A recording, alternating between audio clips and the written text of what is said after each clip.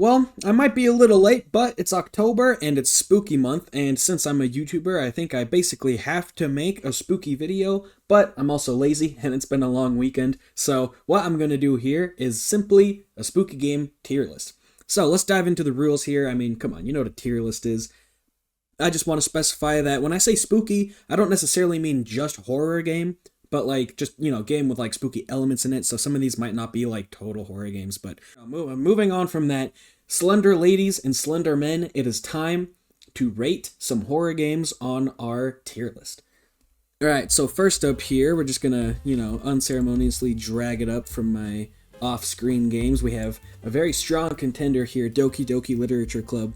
Now, I have a hard time believing you're on the internet and like spooky games enough to click on this video and don't know what this game is, but if you don't, it's basically a parody visual novel where one of the characters gains sentience and then stuff goes down, a lot of people die, very scary, very well written. Big fan. This is actually one of my more favorite games ever made. I love the idea. I think it's super cool. Easy S tier, easy Bon Appetit taco tier. Next up, we're gonna have Death Road to Canada. See, this is an example of it's not a game where it's like trying to scare you, but it's a zombie apocalypse. It can be spooky, it can be moody, so I think it kind of counts. And again, I'm gonna say easy S tier. Oh, we're starting with some bangers here. So Death Road to Canada, it's like an Oregon Trail style roguelite where you and some friends can actually play as yourselves, which is really fun, and you basically are trying to get to Canada during a zombie apocalypse, making sure you don't die, and it's very fun, incredibly funny. It has enough of a spooky aspect that I think it belongs on the tier list.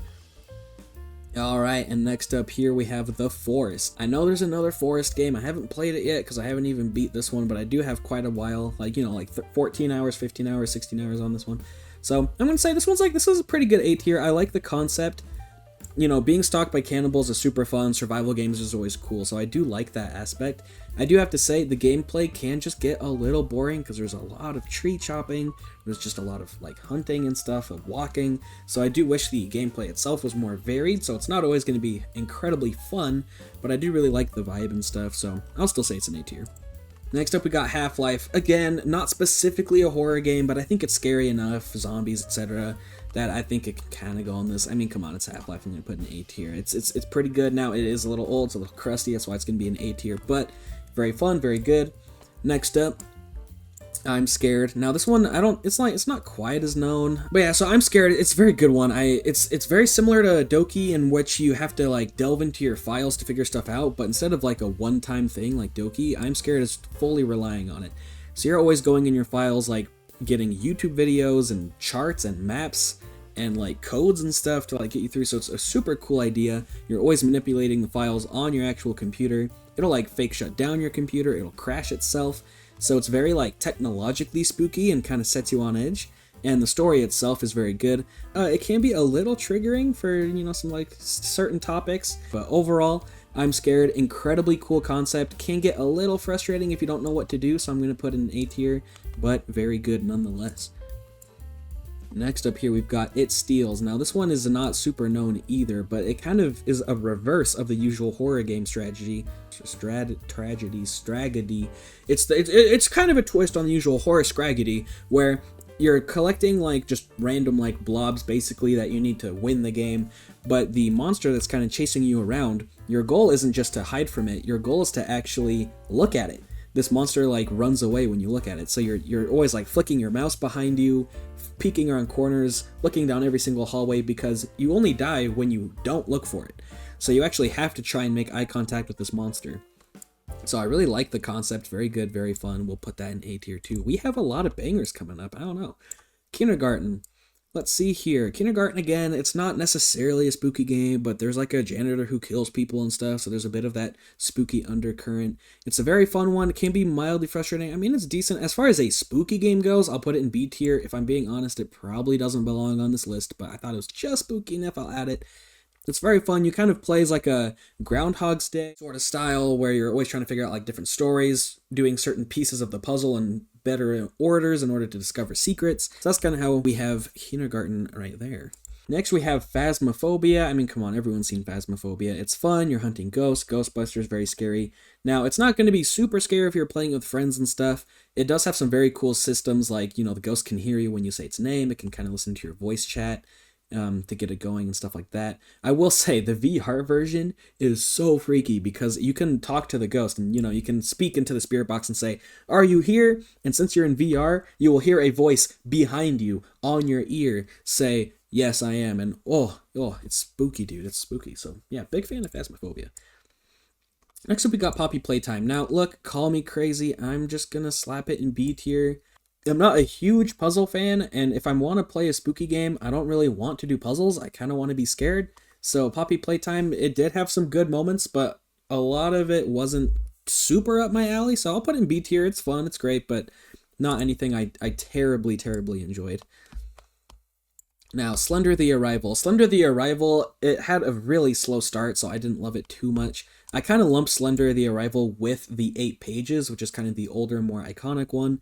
And the 8 Pages is pretty good. It definitely started the kind of horror game trend of gather X thing while the blank monster is trying to hunt you. So let's go ahead and we'll put in B tiers. It's a solid choice, nothing crazy. Next up we have Soma. Now, look, if you love lore and deep story and like psychological horror, Soma is definitely up your alley. However, the story itself is really interesting. The actual gameplay is basically just walking while you listen to a story. So if you're looking for jump scares and like real like moments and stuff, Soma doesn't really deliver it. If you're looking for a good spooky story, then there's a lot of stuff to dig in.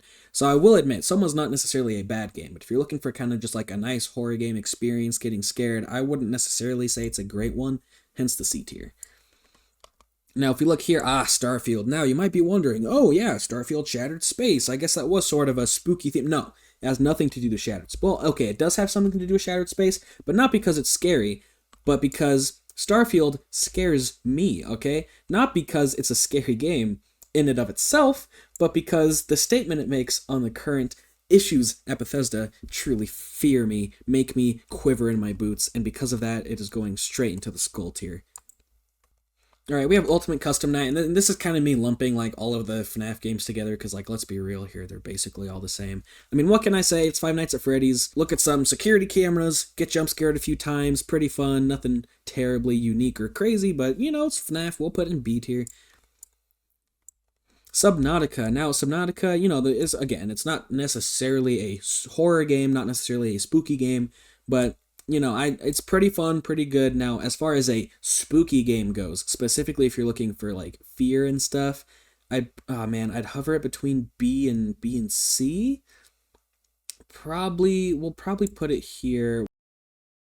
SCP Containment Breach. Now, SCP is a staple of spooky like games and internet culture. The actual game SCP Containment Breach hasn't been updated in a while. It can be very scary. Like it's one of the scarier games out there. I really like it. Really fun to play with friends. Really cool mechanics like blink and you die kind of stuff. So I like all that. However, it is so easy to get soft locked in this game. This would be an S tier. It's one of my favorite horror games, but just the seed generation is just.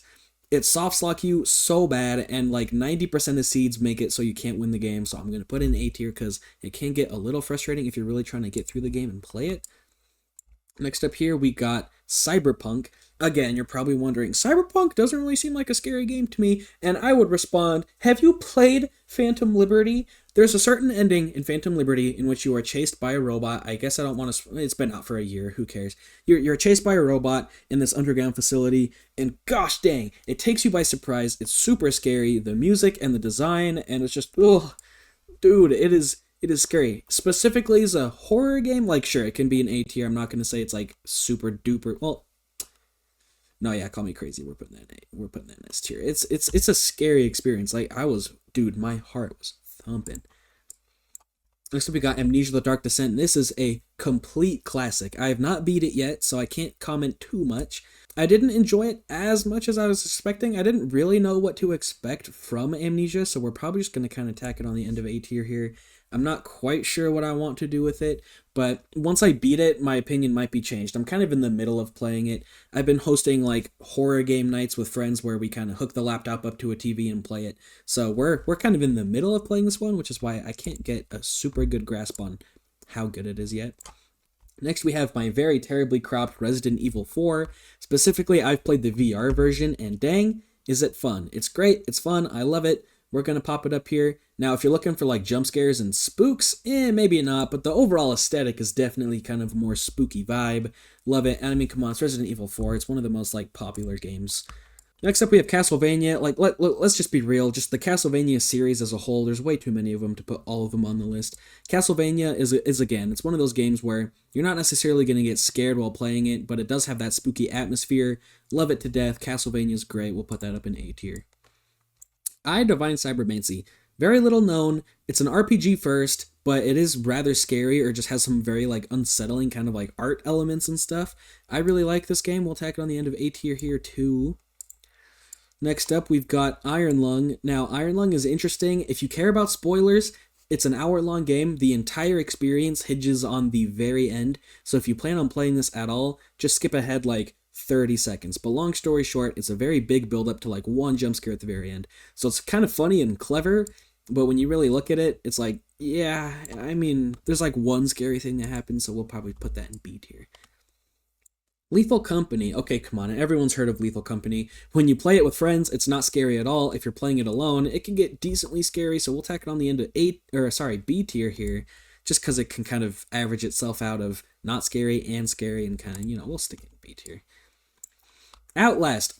Again, this is one that we've been playing at kind of my spooky game nights, and gosh dang, Outlast was good. I'd say if you know what to expect going in, it's not as scary if you already know like the systems and stuff, but I went into this game totally blind. So the first like 4 hours before I really had a grasp for like what was going on or whatever, I was scared, dude. It's so scary. There's like the jump scares are not too often, but they happen enough. Chase sequences, super scary cutscenes and everything. Like Outlast was very scary if you don't know what you're getting yourself into. I'm going to put that up in S tier as well. Slay the Princess. This is honestly, I'm going to be real, it feels more like a comedy, but it does have some of those scary elements in there. I haven't played too much of it yet. This is another one I'm kind of halfway through on, so I'm going to put it on B tier. It's pretty scary, but don't play it if you're expecting to have like psychological dread and torment. Or maybe I just haven't gotten to that part of the game yet. Let me know down below. And then here we've got Spooky's Jump Scare Mansion. I'm gonna be real, this is another one we've been playing. There's like, what, 1,000 floors? Like 500 floors or something? We're on floor like 600. Nothing interesting has happened. There's the occasional scary thing, but barely anything has happened. I wish more went on. I'm sure it gets scarier the further you go, but we've already played it for like 5 hours and basically nothing's happening. So if you're willing to give it a shot, it is pretty fun, but just be ready to walk through about 800 doors before stuff gets interesting, which is why I'm going to tack it here in our Moai tier. Ooh, that rhymed. Bars. And last but not least on my spooky list, we've got Help Wanted, the FNAF VR game. Dude, like I said, FNAF isn't terribly scary once you're kind of familiar with it. It's just a gif of a dude screaming in your face. That's the main scary part. FNAF VR, though, it's a whole other story. These things are like 9 feet tall. You're in the room. You can't run. And it's just, dude, it's one of the few horror games that I legitimately have a hard time playing because it just gives you the willies. Because you like, dude, it's just scary. It's like, you know what to expect. It's just FNAF, but because it's in VR, it just gets so much scarier. So we'll put it right here at the top. So there you have it, my spooky game tier list. As you can see, I'm somewhat of a connoisseur on spook stuff. I've played a pretty good amount of them. Now, you might notice I have a couple pretty iconic ones missing, like Alien Isolation. I can't play them all, but leave your comments down below. What horror games should I play that I haven't yet? And of course, thank you for watching. Have an amazing spooky month. Here are the people who answered the question in the last video. It's coincidentally favorite horror games because, you know, I themed it. Now, the question for this week, let's go ahead and do, what's your favorite kind of cheese? You know, there's like 1,000 different kind of cheeses. Tell me your favorite kind of cheese. But that's all for me, guys. Just kind of a quick, fun video. Kind of just chat it up real quick. Nothing super crazy. Go ahead and like and subscribe if you liked it or whatever. Honestly, I don't really care. But I just hope you have a great day. And I hope this video made your day slightly better. I hope you have an amazing holiday season. Join the Discord if you want. We'll probably do some spooky games and voice chat and stuff soon. Who knows? And for now, I'll see you in a week or two. Goodbye.